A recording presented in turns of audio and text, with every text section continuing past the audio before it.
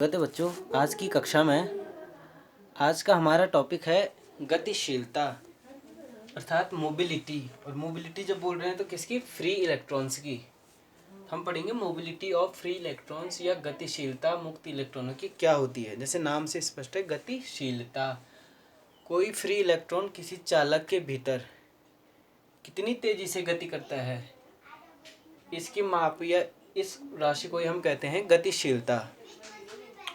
How quickly an electron can move through a metallic conductor, that is mobility of free electron inside that particular conductor।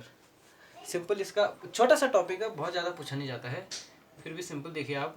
हमको पता है कि हम जो है अनुगमन वेग को कैसे लिखते हैं। A mu V D is equal to A into tau. Tau शांति काल है, ए जो है इलेक्ट्रॉन का एक्सेलरेशन है जब इलेक्ट्रिक फील्ड लगाया जाता है। वी डी जो है अपवाह वेग या अनुगमन वेग है, वो पिछली कक्षा में कर चुके हैं। और इसको ए की वैल्यू रखने पर V D is equal to होता है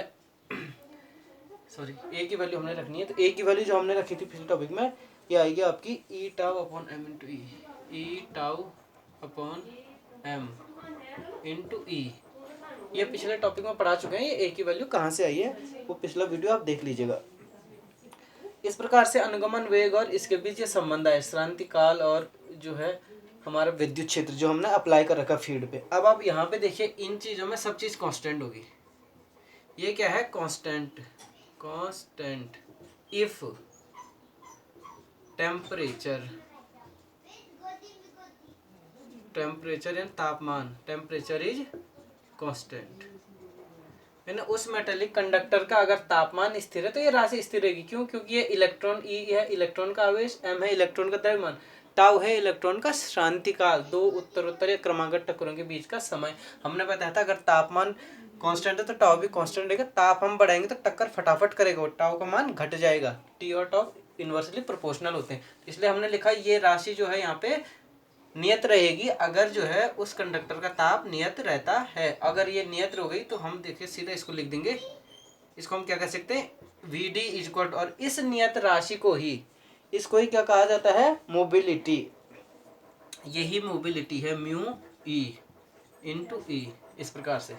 अर्थात जो है म्यू ई, म्यू पढ़ेंगे म्यू ई, इसको हम बोलते हैं गतिशीलता। ई फॉर इलेक्ट्रॉन के लिए, इलेक्ट्रॉन की गतिशीलता म्यू ई, और म्यू ई की वैल्यू कितनी थी? Mu E is equal to E tau upon M.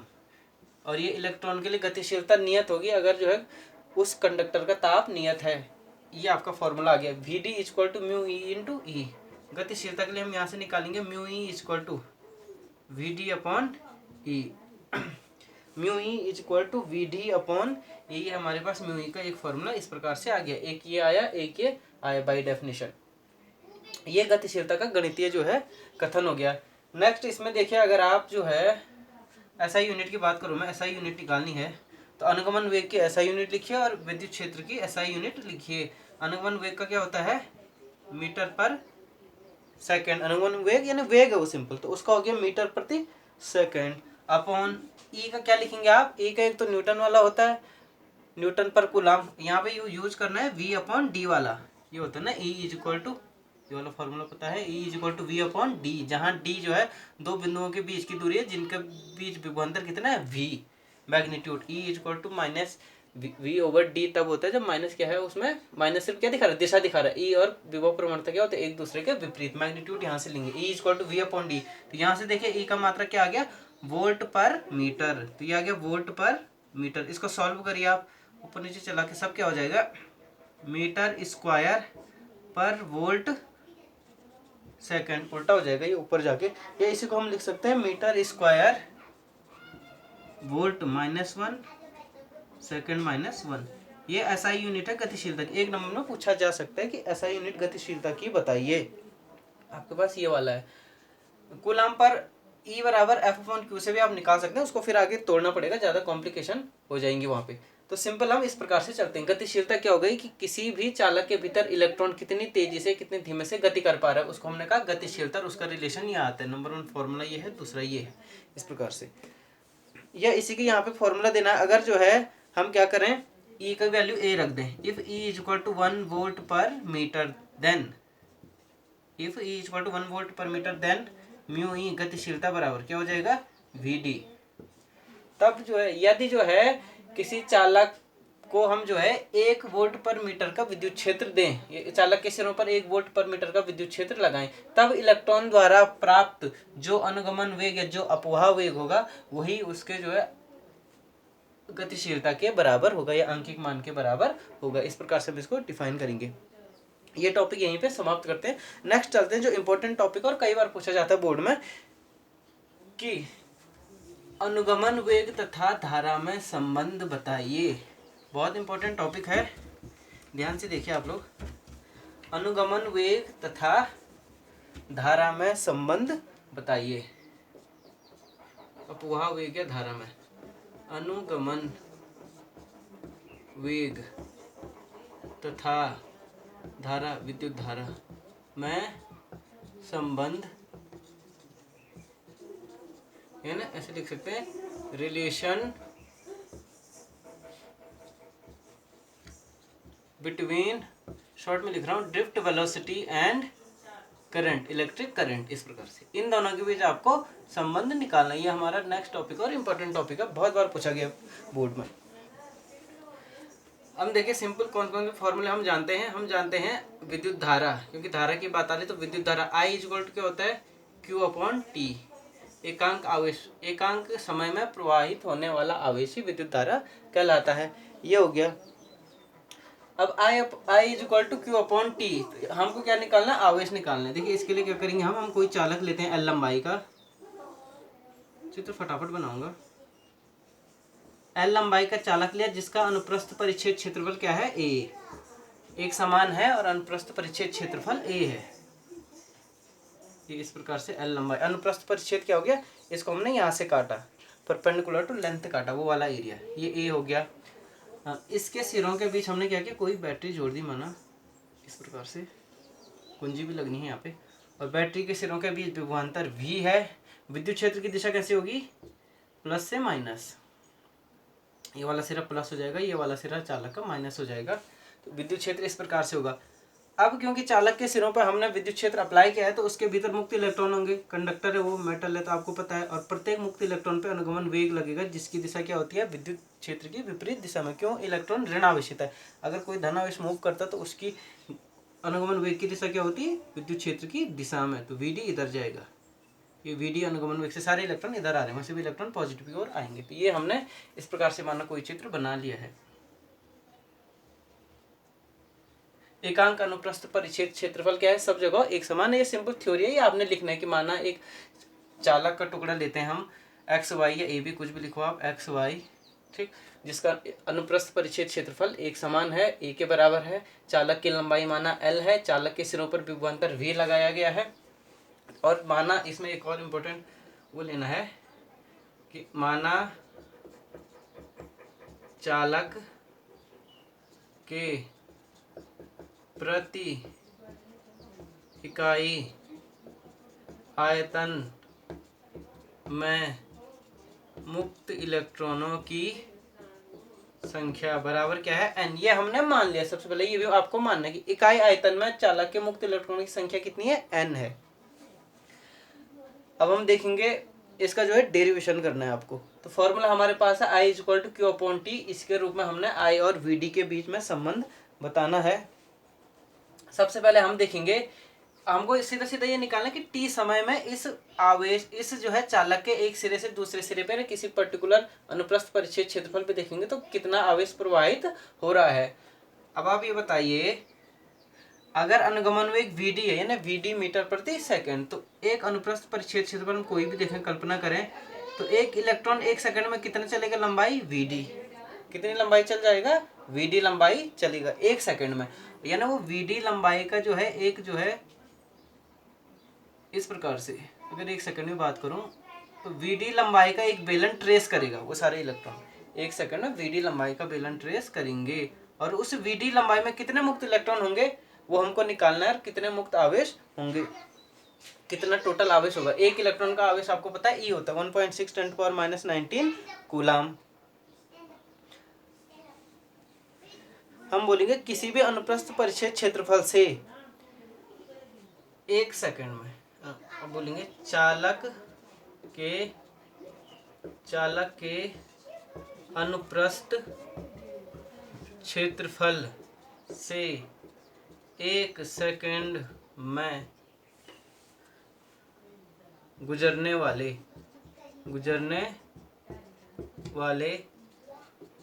मुक्त इलेक्ट्रॉनों की संख्या। 1 सेकंड में किसी भी कोई भी आप अनुप्रस्थ क्षेत्रफल लो, 1 सेकंड में कितने इलेक्ट्रॉन गुजरेंगे वो हमको देखना है। अनुगमन वेग कितना है इलेक्ट्रॉन का, वीडी है।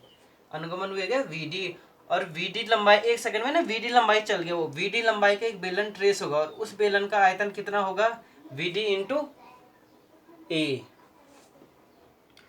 तो करेंगे 1 सेकंड में वीडी लंबाई का, अच्छा, इलेक्ट्रॉनों की संख्या। इसको और ज्यादा सही ढंग से लिखेंगे कि 1 सेकंड में मुक्त इलेक्ट्रॉन द्वारा बनाए गए बेलन का आयतन गुणा इकाई आयतन में कितना था, एक आई सिंगल इकाई आयतन में मुक्त इलेक्ट्रॉन n थे, तो इतने आयतन में कितने हो जाएंगे, इतना गुणा n। ये देखिए आप, इसको मैंने हिंदी में लिख दिया, ये आप क्लियर करेंगे। ये 1 सेकंड में गुजरने वाले इलेक्ट्रॉन की संख्या निकालें, तो 1 सेकंड में मुक्त इलेक्ट्रॉन द्वारा बनाए गए बेलन का आयतन इंटू n, उस आयतन में कितने होंगे फ्री इलेक्ट्रॉन n। तो बेलन का आयतन क्या होता है, आधार का क्षेत्रफल इंटू ऊंचाई है लंबाई, तो लंबाई तो हो गई 1 सेकंड में वीडी लंबाई चला फ्री इलेक्ट्रॉन, और उसका क्षेत्रफल क्या हो गया अनुप्रस्थ, वही है ए सेम, तो आयतन हो जाएगा ए इंटू वीडी, ये आयतन आ गया, और इंटू एन, क्योंकि इकाई आयतन में फ्री इलेक्ट्रॉन n थे, इसलिए इतने आयतन में कितने होंगे n इंटू इतना, ये आप समझ गए। ये है 1 सेकंड में गुजरने वाले इलेक्ट्रॉनों की संख्या। अब 1 सेकंड में इतने गुजर रहे हैं, हमको निकालना है t सेकंड में गुजरने वाले फ्री इलेक्ट्रॉनों की संख्या। पहले जो है आवेश निकालिए आप, इसलिए 1 सेकंड में चालक के, शॉर्ट पे लिख रहा हूं, अनुप्रस्थ परिच्छेद क्षेत्रफल से गुजरने वाला कुल आवेश। अब क्या निकालने, कुल आवेश। अभी तक तो मुक्त इलेक्ट्रॉनों की संख्या निकाली थी, अब हम निकालेंगे कुल आवेश। मुक्त इलेक्ट्रॉन, टोटल इतने इलेक्ट्रॉन उसके अनुप्रस्थ परिच्छेद क्षेत्रफल से 1 सेकंड में गुजर रहे हैं, कुल इतने इलेक्ट्रॉन है, तो कुल आवेश क्या हो जाएगा, उतना गुणा 1 इलेक्ट्रॉन का आवेश, तो ये हो जाएगा A into V D into N, यहाँ आ गया इंटू ई कर देंगे, ई क्या है, जहाँ 1 इलेक्ट्रॉन का आवेश है। ये सब आपने पहले डिफाइन करना है। 1 सेकंड में कुल गुजरने वाला आवेश ये हो गया, तो अब टी सेकंड में निकालना है, इसलिए चूंकि 1 सेकंड में इतना है, इसलिए टी सेकंड में चालक के अनुप्रस्थ क्षेत्रफल से गुजरने वाला कुल आवेश जिसको हमने क्या बोला, Q है माना, कुल आवेश क्या है, Q, ये हम निकाल रहे हैं, तो ये हो जाएगा NaVdE इंटू टी। इसको कहा समीकरण 1, इसको कहा समीकरण 2। Q की वैल्यू यहाँ से आ गई कि 1 सेकंड में कुल कितना आवेश निकल रहा है आपको, सॉरी टी सेकंड में, 1 सेकंड में तो इतना आया था, टी सेकंड में कुल कितना अनुप्रस्थ परिच्छेद क्षेत्रफल से आवेश गुजर रहा है, NaVdE इंटू टी। अब हमको टी भी मिल गया है, सॉरी टी सेकंड है, हमको Q मिल गया है टी के टर्म्स में, उसको हम समीकरण 1 में रखेंगे, ये आप नोट कर लीजिएगा। इसको थोड़ा ढंग से समझिए यहाँ पे। नेक्स्ट देखिए, सिंपल डेरिवेशन है, बहुत सरल है, लेकिन पूछा जाता है अक्सर, 2 नंबर में पूछा जाएगा, ज़्यादा बड़ा डेरिवेशन तो नहीं है ये। अब लिखेंगे इक्वेशन 1 व 2 से, इक्वेशन 1 और 2 से देखो, I is equal to, Q की वैल्यू यहाँ रख दूंगा 2 से मैं, तो Q की value NaVdE T upon T, T से टी कैंसिल हो गया, I is equal to NeaVd। ये आपका जाना माना जो है सूत्र है, जाना माना रिलेशन है बिटवीन करंट एंड अनुगमन वेग, ये drift velocity, between drift and electric current, ये रिलेशन हमको मिल गया है। अब इसी में 1-2 छोटे छोटे रिलेशन और पूछ लेता है वो कई बार, मेन रिलेशन ये है, डेरिवेशन यहाँ तक पूछेगा वो। नेक्स्ट कई बार हमसे पूछ लेता है कि टाउ जे के टर्म्स में बताइए संबंध, या मोबिलिटी के टर्म्स में संबंध बताया। अभी हमने मोबिलिटी निकाली थी, mu E is equal to क्या था, वी डी अपॉन ई। इससे पहले अभी टॉपिक में पढ़ा mu E is equal to V D upon T. तो यहाँ से मैं लिख दूंगा V D is equal to E into mu E. देखिए I is equal to N E A, V D की जगह क्रॉस मल्टीप्लाई कर देंगे, N E A V D की जगह आ जाएगा आपका mu E into E. Number 2 relation ये हो गया, करंट और अनुगमन वेग के बीच संबंध, करंट और गतिशीलता के बीच संबंध। ये आ गया करंट और गतिशीलता के बीच संबंध। एक और संबंध आपको पता है, J इज इक्वल टू धारा घनत्व I अपॉन ए।